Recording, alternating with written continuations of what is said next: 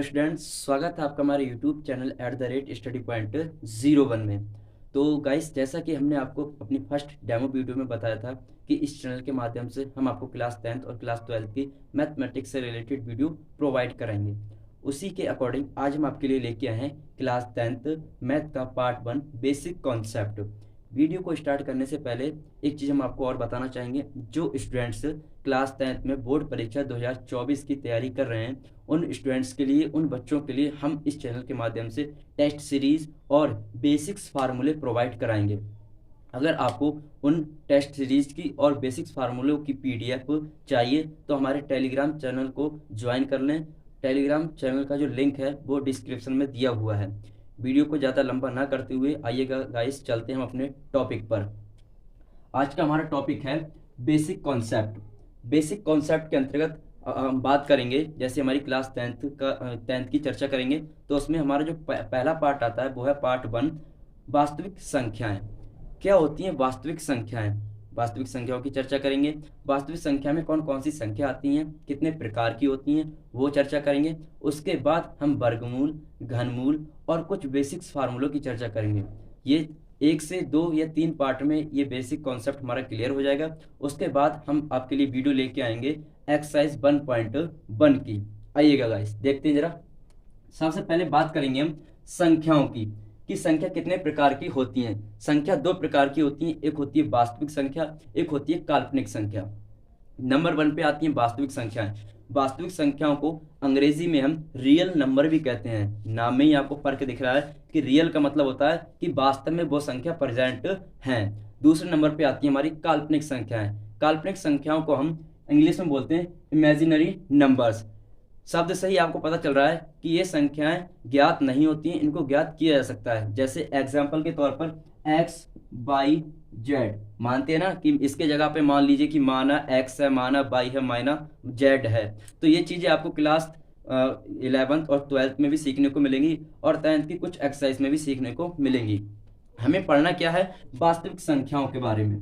वास्तविक संख्या के अंतर्गत हमारी जो एक्सरसाइज आती है वो 1.1, 1.2, 1.3 और 1.4 आती हैं। उसके बाद आगे की जो एक्सरसाइज आएंगे उनके आगे की चर्चा करेंगे। आइएगा, ज़्यादा वीडियो को लंबा ना करते हुए अपने टॉपिक पर आते हैं। वास्तविक संख्याएं। मैंने वास्तविक संख्याओं के बारे में अभी आपको बताया कि वास्तविक संख्याएं वे संख्याएं होती हैं जो वास्तव में प्रेजेंट होती हैं, जैसे 1, 2, 3, 4, 5 अनंत तक। ठीक है गाइस। वास्तविक संख्याएं भी कई प्रकार की होती हैं। नंबर 1 पे आती है हमारी प्राकृतिक संख्याएं। क्या होती हैं प्राकृतिक संख्याएं? अंग्रेजी में इन्हें बोलते हैं हम नेचुरल नंबर। आपको पता होगा गाइस कि प्राकृतिक संख्याएं क्या होती हैं। अगर नहीं पता है तो आज हम बताएंगे आपको कि 1 से लेकर अनंत तक जो गिनती में यूज की जाती हैं, जैसे 1, 2, 3, 4, 5, 6, 7, 8, 9, 10 अनंत तक गिनतियां कभी खत्म नहीं होंगी। हम खत्म हो जाएंगे लेकिन गिनतियां कभी खत्म नहीं होंगी। तो इन्हीं को हम बोलते हैं प्राकृतिक संख्याएं यानी नेचुरल नंबर। दूसरे नंबर पे आते हैं हमारे पूर्ण संख्याएं। क्या होती हैं पूर्ण संख्याएं? अंग्रेजी में इन्हें बोलते हैं होल नंबर। पूर्ण संख्याओं की जो डिफिनेशन है वो है शून्य सहित प्राकृतिक संख्याओं को हम पूर्ण संख्या कहते हैं। फिर से बोलेंगे हम एक बार कि शून्य सहित प्राकृतिक संख्याओं को हम पूर्ण संख्या कहते हैं। पूर्ण संख्या कहते हैं, संख्याएं कहते हैं। एक चीज और, इसमें एग्जाम्पल हमने अभी आपको बताया था 1, 2, 3, 4, 5, 6 ऐसे ही डॉट डॉट डॉट अनंत तक। अब बात करेंगे पूर्ण संख्याओं के एग्जाम्पल की बात। अभी मैंने आपको डिफिनेशन लिखवाई है कि पूर्ण संख्याएं वे संख्याएं होती हैं जो शून्य से स्टार्ट होती हैं और अनंत तक जाती हैं, जैसे 0, 1, 2, 3, 4, 5, 6, 7, 8, 9 ऐसे अनंत तक। तो इन्हें हम बोलते हैं पूर्ण संख्या है। जैसे कि शून्य सहित प्राकृतिक संख्याओं, n माने नेचुरल नंबर, शून्य सहित प्राकृतिक संख्याओं को हम पूर्ण संख्याएं कहते हैं।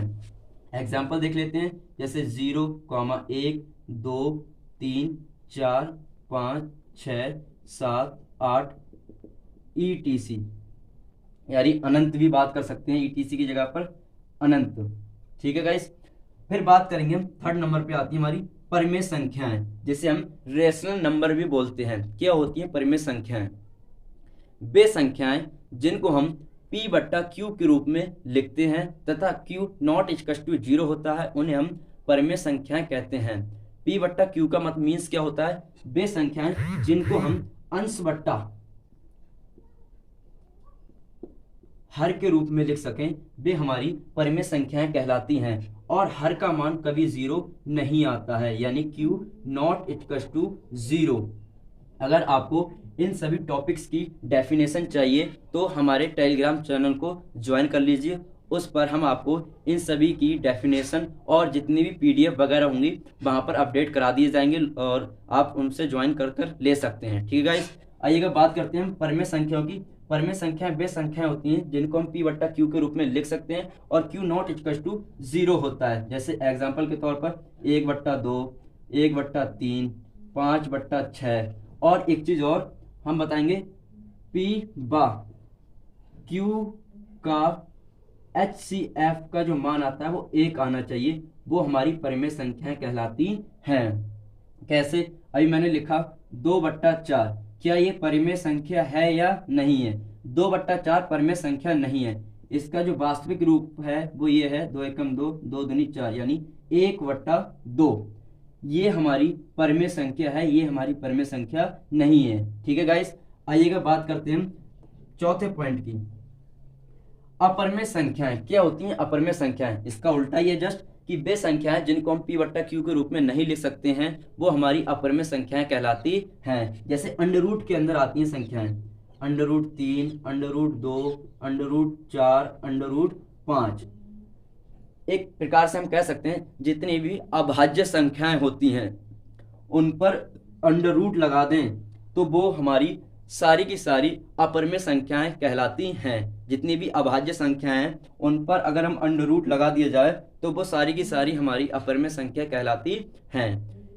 इसका स्क्रीनशॉट ले लीजिए। अगर आपको इन सभी की डेफिनेशन चाहिए तो हमारे टेलीग्राम चैनल को ज्वाइन कर लीजिए, वहां पर आपको इन सभी की PDF मिल जाएगी। फिर इसके बाद हम बात करेंगे 4 पॉइंटों की, हमने बात कर ली है, 5वें पॉइंट की बात करेंगे जरा।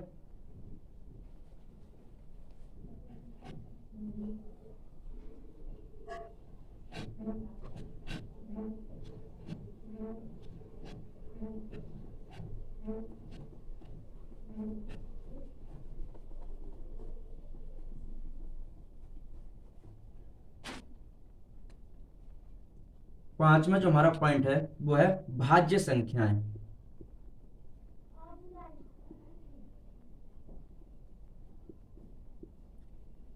क्या होती हैं भाज्य संख्याएं? वे संख्याएं जो एक से अधिक बार विभाजित हो जाती हैं, एक से अधिक बार विभाजित हो जाती हैं, उन्हें भाज्य संख्याएं कहते हैं। जैसे आप कोई भी नंबर ले लीजिए, मान लीजिए मैंने लिया 4। ये 4 कौन कौन सी संख्या से विभाजित हो सकता है? सबसे पहले 1 से विभाजित हो जाएगा, 2 से विभाजित हो जाएगा और 4 से विभाजित हो जाएगा। तो इसकी डेफिनेशन भी ऐसी होगी कि वे संख्याएं जो 1 से या 2 से अधिक बार विभाजित हो जाएं उन्हें हम भाज्य संख्याएं कहते हैं। ठीक है गाइस, एग्जाम्पल के तौर पे 4, 6, 8, 10, 9, 15, 9 भी कर सकता है, दिखाएंगे हम आपको। 9 कौन कौन सी संख्या से विभाजित हो सकता है? 1 से विभाजित हो जाएगा, 3 से विभाजित हो जाएगा, 9 से विभाजित हो जाएगा। तो कम से कम 2 बार से अधिक बार ये विभाजित हो रहा है, तो ये भी हमारी भाज्य संख्याओं के अंतर्गत संख्याएं आती हैं। ठीक है गाइस, अब बात करेंगे हम अभाज्य संख्याओं की।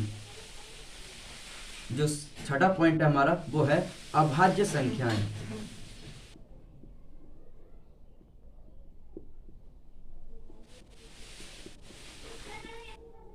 अभाज्य संख्याएं, इसकी डेफिनेशन की बात करेंगे तो इसका जस्ट उल्टा है। वे संख्याएं जो केवल सिर्फ 1 से कटें, जो केवल सिर्फ 1 से कटें और किसी अन्य संख्या से ना कटें, वे सारी की सारी अभाज्य संख्याएं कहलाती हैं। जैसे मैंने लिया 3, 3 1 से कट सकता है और 3 3 से कट सकता है। जैसे कि लिया मैंने 5, 5 1 से कट सकता है, 5 5 से कट सकता है। फिर उसके बाद मैंने मान लीजिए 9, देखते हैं 9 लेके देखते हैं, क्या 9 1 से कटेगा? कटेगा। 9 3 से भी कटेगा, 9 9 से कटेगा। तो ये हमारी अभाज्य संख्या नहीं है। आगे बात करते हैं, नंबर लेंगे 7, 7 1 से कटेगा और 7 7 से कटेगा। तो एग्जाम्पल के तौर पे हम कर सकते हैं कि 1, 5 और 7, 11, 13, 17 ऐसी संख्याएं हमारी अभाज्य संख्याएं कहलाती हैं। ये तो था हमारा पार्ट 1। और भी संख्याएं आती हैं इसके अंतर्गत, सम संख्याएं, विषम संख्याएं, चलो वो भी बता ही देते हैं आपको। वीडियो अगर आपको अच्छा लगे गाइस तो लाइक जरूर कीजिएगा और चैनल को सब्सक्राइब जरूर कीजिएगा, जिससे कि आपको अपडेट मिलती रहे। अब हम बात करेंगे सम संख्याओं की।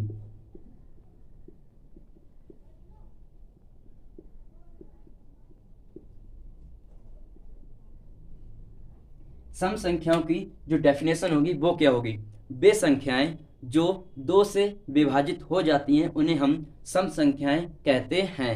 फिर से बोलेंगे एक बार, वे संख्याएं जो 2 से विभाजित हो जाती हैं उन्हें हम सम संख्याएं कहते हैं। जैसे मैंने लिखा 4, 4 2 से कटेगा जी, 2 दूनी 4। मैंने लिखा 6, क्या 6 2 से कटेगा? 2 3 6। मैंने लिखा 3, क्या 2 से 3 कटेगा? नहीं कटेगा, तो ये सम संख्या नहीं है।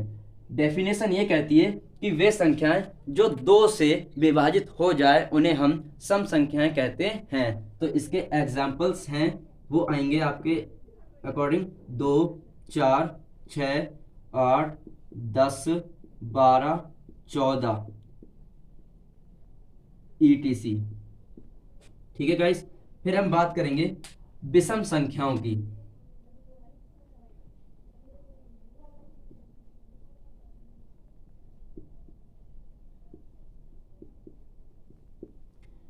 विषम संख्याएं, इसकी डेफिनेशन क्या होगी? इसकी जस्ट उल्टी, वे संख्याएं जो 2 से विभाजित नहीं होती हैं उन्हें हम विषम संख्याएं कहते हैं। फिर से बोलेंगे एक बार, वे संख्याएं जो 2 से विभाजित नहीं होती हैं, सिर्फ अपने आप से ही विभाजित हों, उन्हें हम विषम संख्याएं, सॉरी ये गलत हो गया, वे संख्याएं जो केवल 2 से विभाजित नहीं होती हैं वो विषम संख्याएं कहलाती हैं। जैसे मैंने लिखा 3, क्या 2 से कटेगा? नहीं कटेगा। क्या 1 2 से कटेगा? नहीं कटेगा। क्या 5 2 से कटेगा? नहीं कटेगा। क्या 9 2 से कटेगा? नहीं कटेगा। तो इसके जो एग्जाम्पल्स होंगे वो इस तरीके से आएंगे, 1, 3, 5, 7, 9 और यहाँ पर लिखेंगे 11, 13, 15 ETC।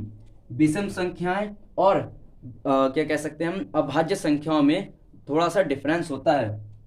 मैंने लिखा, सॉरी, भाज्य संख्याओं में और विषम संख्याओं में थोड़ा सा डिफरेंस होता है। क्या कि विषम संख्याएं 2 से विभाजित नहीं होती हैं, लेकिन जो भाज्य संख्याएं हैं वो 2 से अधिक बार विभाजित होती हैं। तो इसमें थोड़ा सा कॉम्बो रहेगा, घबराए ना और ना ही कंफ्यूजन में पड़े, क्योंकि उसमें 9 भी आया था और 15 भी आया था भाज्य संख्याओं में। तो कहीं आपको ये ना लगे कि ये विषम संख्या है।